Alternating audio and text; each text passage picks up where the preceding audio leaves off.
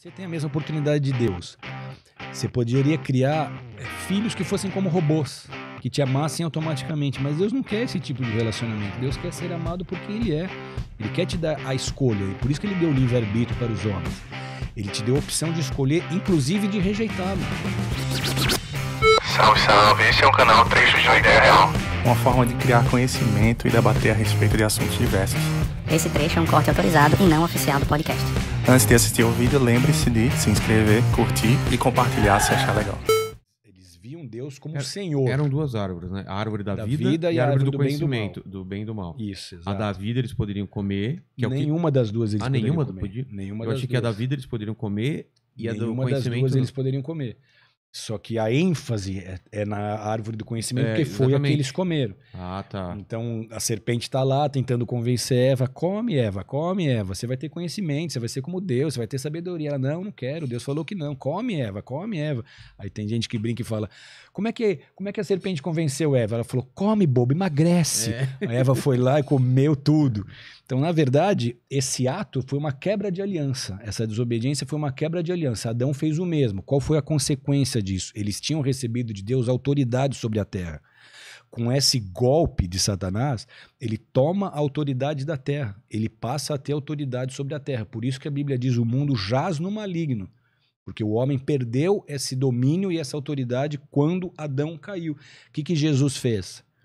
O maior objetivo de Jesus foi restaurar essa autoridade. Porque quando Jesus morreu na cruz, ele toma as chaves de volta e entrega as chaves para a igreja. E fala: agora está com vocês. Durante os 3 dias, ele foi até o inferno. Ele foi até o inferno E pegou a chave. pegou as chaves e tirou as pessoas que isso? estavam ali também esperando pela vinda dele. Tanto é que quando Jesus ressuscitou, não foi só ele. A Bíblia fala das primícias da ressurreição. Todo mundo que tinha morrido antes dele ressuscitou. Porque quando Pedro pregou, 3.000 pessoas se converteram. Porque eles estavam apavorados. Eles tinham acabado de ver os antepassados que estavam mortos andando pelas ruas de Jerusalém. Entendi. Isso foi um avivamento. Aquele é a primícia da ressurreição. Ou seja, todos nós vamos ressuscitar um dia. As pessoas que morreram, as pessoas que você perdeu, as pessoas que eu perdi, todos um dia serão ressuscitados e todos um dia vão estar diante do trono de Deus para prestar conta das suas vidas. Então, o que vai me livrar desse julgamento? A minha fé em Jesus, porque eu nunca vou conseguir ser justo o suficiente. Por mais que eu tente, nunca será o suficiente. Então, o que me salva? A minha fé na justiça de Jesus e naquilo que Jesus fez. A fé é o que justifica. Então, aquele que tiver fé, se Jesus encontrar fé nele, esse vai ser salvo. É o que Romanos diz: aquele que crê no seu coração que Ele é o Senhor, aquele que confessa com a sua boca que Ele é o Senhor e crê que Deus o ressuscitou dos mortos, esse será salvo. Então o que a gente precisa é isso, é crer em Jesus. Mas voltando ao lance da árvore, por que Deus simplesmente não tirou a árvore ou impediu que eles... Porque Ele não queria criar robôs. Ele queria deixar o livre-arbítrio... Se você tem a mesma oportunidade de Deus, você poderia criar filhos que fossem como robôs, que te amassem automaticamente. Mas Deus não quer esse tipo de relacionamento. Deus quer ser amado por quem Ele é. Ele quer te dar a escolha. E por isso que Ele deu livre-arbítrio para os homens. Ele te deu a opção de escolher, inclusive de rejeitá-lo. Ele te deu essa chance. Eu quero ser amado, eu quero me relacionar com você, mas eu quero que você queira isso também. Eu vou te dar a chance de você não querer se relacionar comigo e querer se afastar de mim, de querer me rejeitar. Então Deus criou pessoas porque Ele ama. Se Ele ama, Ele faz pessoas livres. Ele não faz pessoas escravas nem dele mesmo. Entendi.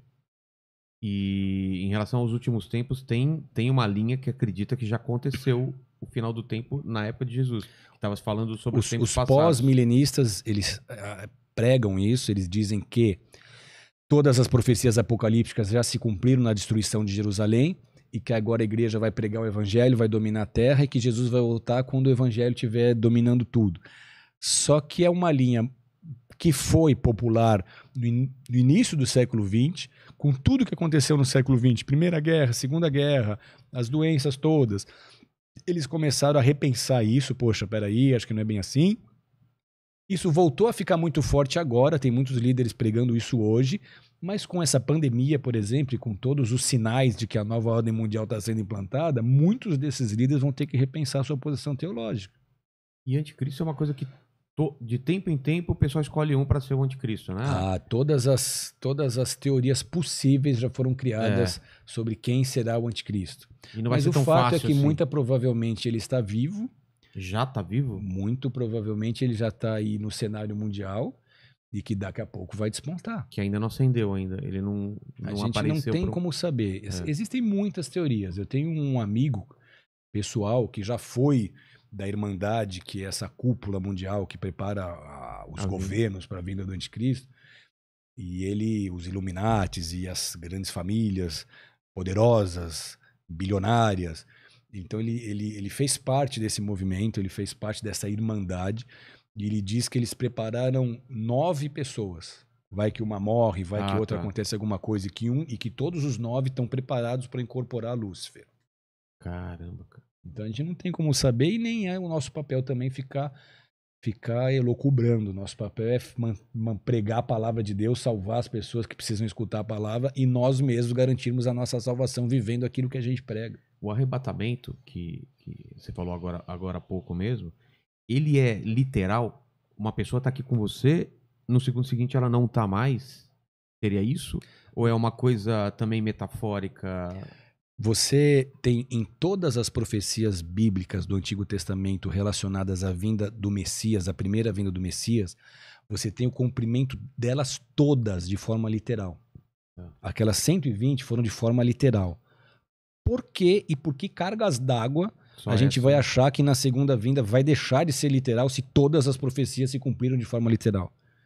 Então, sim, o arrebatamento vai ser um evento em que aqueles que estiverem nele vão ser recolhidos dessa terra. Tanto é que o próprio movimento da nova era, que é um movimento que tem a ver com essa implantação da nova ordem mundial, ele apregou já para tentar explicar o que vai ser o arrebatamento, que o arrebatamento vai ser um planeta chamado chupão, que vai chupar da Terra as pessoas que não estiverem preparadas para essa nova era. Como se fosse para já dar uma explicação para aqueles que ficarem do que foi o arrebatamento.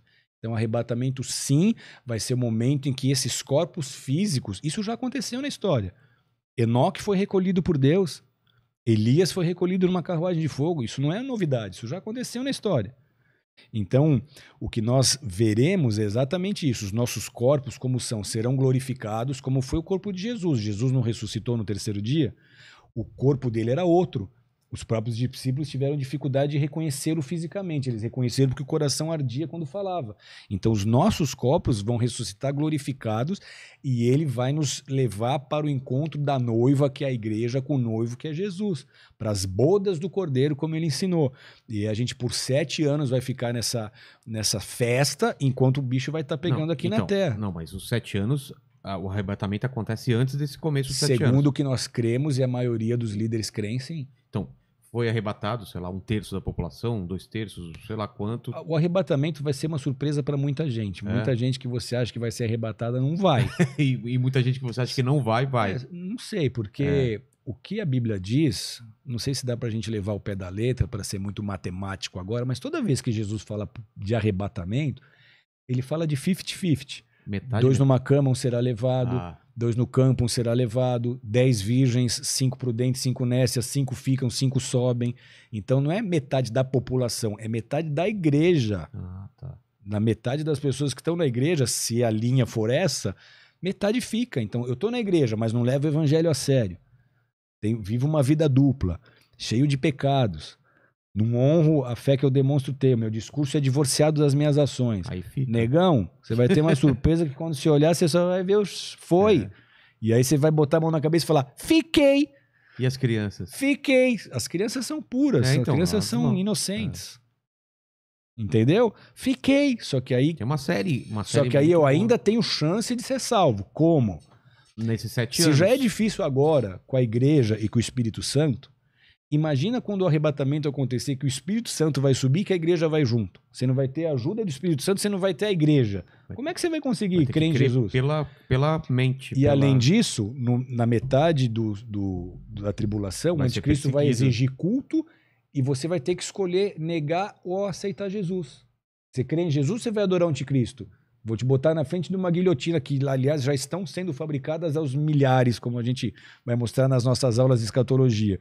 Vão te botar diante de uma guilhotina e vai falar, você vai negar Jesus ou vai aceitar o anticristo, ou você rejeita o anticristo e continua com Jesus? Continua com Jesus, vamos cortar a sua cabeça. Vai ser isso. A Bíblia fala que vai ser assim, ela diz, muitos vão ser salvos nesse período, mas manchando as suas vestes de sangue. Ou seja, eles vão ser mortos.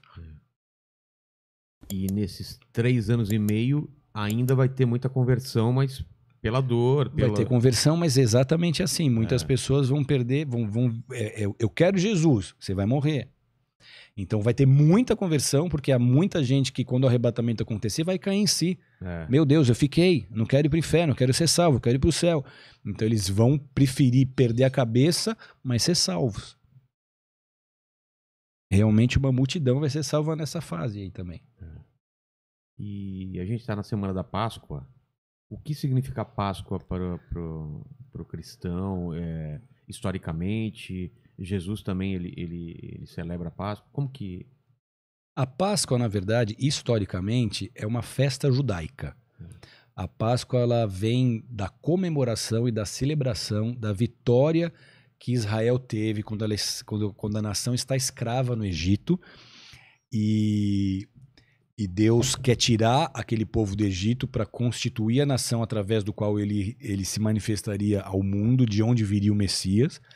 Só que o faraó não quer libertar esse povo, ele tem que mandar 10 pragas, a última ele ia matar os primogênitos das famílias. E aí ele vem e fala através do profeta Moisés que era para imolar um cordeiro, já tipificando Jesus, já apontando para o sacrifício de Jesus na cruz. Tinham que imolar um cordeiro, assar o cordeiro inteiro, comer todas as partes do cordeiro e com o sangue do cordeiro passar nos ungir, né, os batentes das portas. E com isso o anjo da morte ia passar pelo Egito e as casas que estivessem com essa marca do sangue iam ser livres, os primogênitos não iam morrer. Então essa passagem do anjo da morte é o Pessá, de onde vem a palavra Páscoa.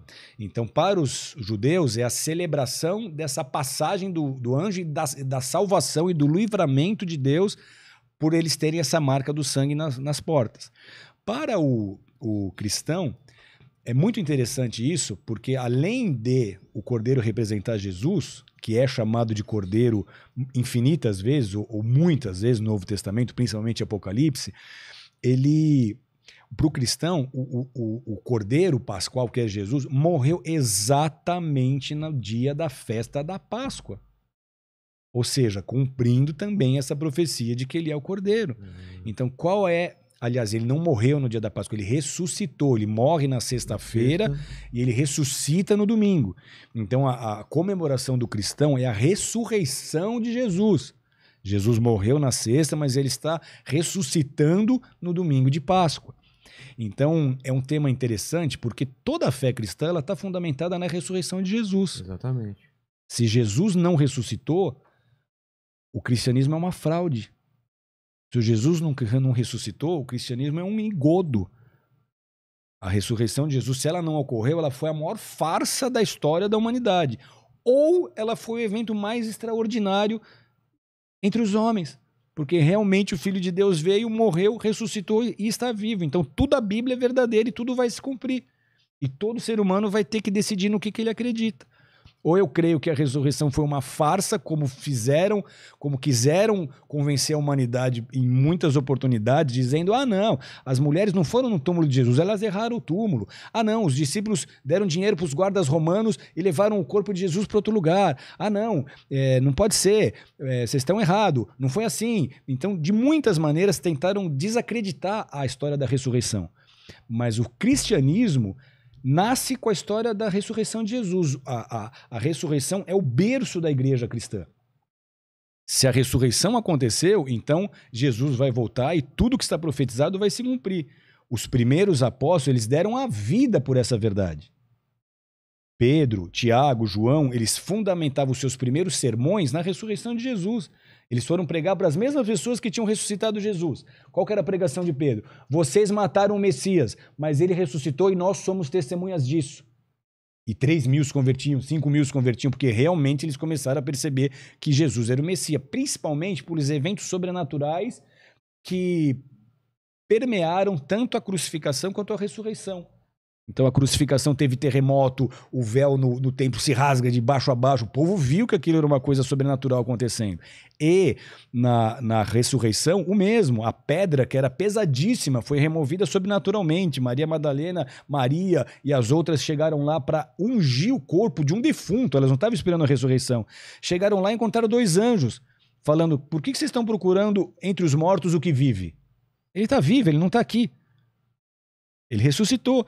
E aí Jesus aparece para elas, aparece para Pedro, aparece para os discípulos com Tomé, para os discípulos sem Tomé, deixa Tomé tocar as laterais dele. Foi a maior evidência, a maior prova. Então há comprovações históricas da ressurreição de Jesus.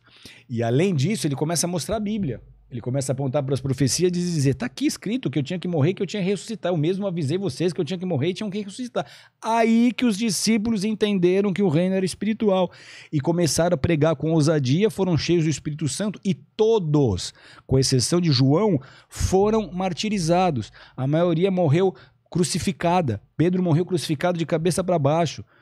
Tomé morreu com atravessado por uma lança. Mateus morreu atravessado por uma espada.